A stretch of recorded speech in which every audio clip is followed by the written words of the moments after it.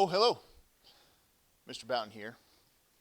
And I want to talk with you about the importance of studying history. Why we do it. Why does it matter? And in order to have an understanding and appreciation of that, I'd like to take you on a journey and have you go on one yourself through your own personal and familial history. In order to show you what I mean, I'm going to walk you through a little bit of mine. Now, I'm not going to start all the way at the beginning where I would go back to Central Europe with King Clovis of the Visigoths. No, that's a little bit too far and a little bit too much. However, starting back around the Civil War does in fact seem appropriate.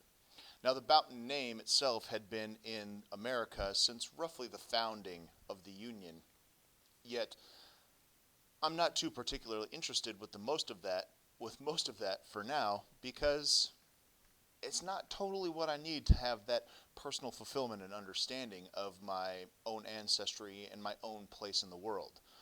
But starting with William Boughton, former soldier in the Union Army, does help go a long way to making that understanding. Now, William was, like I said, a soldier in the Union Army. He resided in Oneida, New York, and after the war had moved to Michigan with his wife, Julie. Now, depending on whether or not you consult the official census records or you consult various letters that were shared amongst family members at the time, William either retired a lauded war veteran and hero and went off to Michigan to start his life, or he was a deserter fleeing the law for having been a polygamist, and Lord knows what happened to his other wives. That is a story that there is no solid or honest answer to, and the truth is, we may never actually have one. But in Michigan, William had a son, Eugene V. Boughton. Now, Eugene himself ended up changing the spelling of the Boughton name from Bowten, a more French-oriented spelling, to Boughton, because he fled home in order to escape the relentless beatings he received at the hands of William. And he did not want to be associated with the Boughton name as it once was, yet understood he was still a Boughton nonetheless. After fleeing home, he landed in Evart, Michigan, where he worked in a general store that he also lived in for a time, owned by Joseph Sales, local business owner and probate judge in the county that Evart, Michigan resided in. Now, Joseph had a daughter named Ida, and after Eugene went to law school at the University of Michigan, he returned and was deemed worthy to marry Ida. After having lived for a while in Michigan, Eugene and Ida, along with Ida's sister Marie, moved west and landed in Coeur d'Alene, Idaho. Marie herself actually continued west and was a teacher in Sunnyside, Washington, not too far from where we are here now. Eugene started his own law practice there, where he served for a number of years, and interestingly enough, he brought the very first motor vehicle to Coeur d'Alene, Idaho in the history of the city.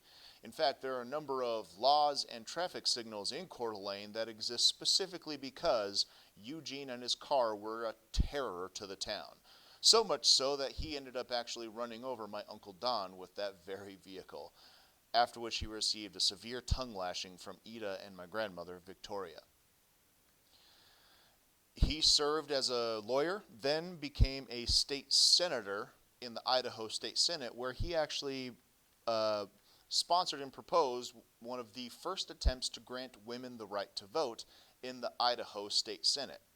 Now, as much as he believed personally that women should be granted the right to vote, it was not clear as to whether or not he thought his woman, Ida, should be granted the right to vote, which is particularly interesting because Ida actually started a women's study circle where they would mail order college-level texts and study themselves, basically granting themselves a liberal arts college education through mail order books. That set of books used to educate the women of Coeur d'Alene, Idaho still exists in my family today. Very fascinating. Eugene and Ida had their own children. The particular one I'm concerned with is Donald J. Boughton, my grandfather. Donald J. left for college and intent on attending med school to Philadelphia, Pennsylvania, where he met Victoria Zaworska, now Victoria Boughton.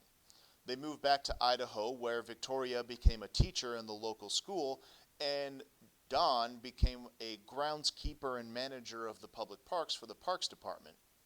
Again, serving in the public. This is a theme that we'll see continuing through the family.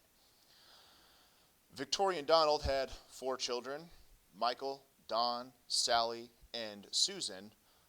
I am the offspring of Michael. And this is where the story gets particularly interesting for me, because amongst all of those 4 children, there is, again, service to the public.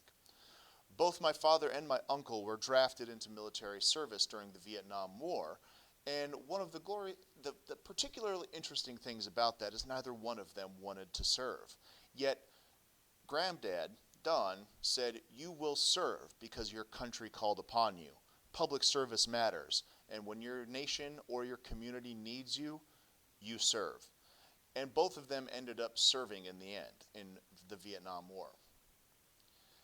And that leads to me here in Yakima, Washington, having been born in Spokane, moved to Yakima, studied college in Bellingham at Western Washington University, and am currently a teacher. And the particular thing that I find fascinating and inspiring about all of these stories, even this guy here, Joseph Sales, a man alleged to have been so large that when he died they had to bury him in a piano box. So the story goes. There is a record of public service in helping those that are in need. A lawyer and took in a runaway orphan and made him family, which is particularly exciting to me because I have adopted my own children. It's almost as though it's a familial obligation to serve. I'm a teacher. In fact, I've never had a career in which I was not in public service. I first served as a steward of the land doing environmental restoration, and now am a teacher. And it brings so much value to my own personal life and career and family choices to know that there seems to be a calling within our family to build family, to construct and build community, and to serve the public in a way that is meaningful. I find enough meaning in my job, enough as it is, but the fact that it seems to be a familial rite of passage lends great honor and importance to the work that I do. And in having studied this history, the history of my family, the history of our service and dedication to our nation, makes what I do so much more meaningful. And that's why history matters. Not just because we want to avoid the mistakes of the past, but because sometimes we want to repeat the achievements of the past. And it grants us a remarkable sense of identity. I know so much more of who I am, and am so much more happy with who I am and what I have become, because I know I seem to have come by it in a most honest way. I am tied to a community through time, across history, of servants to the greater good. How will you grow and explain and find your identity as a person after having studied your own familial history? That's what this assignment is about, and that's what we're going to explore this next week.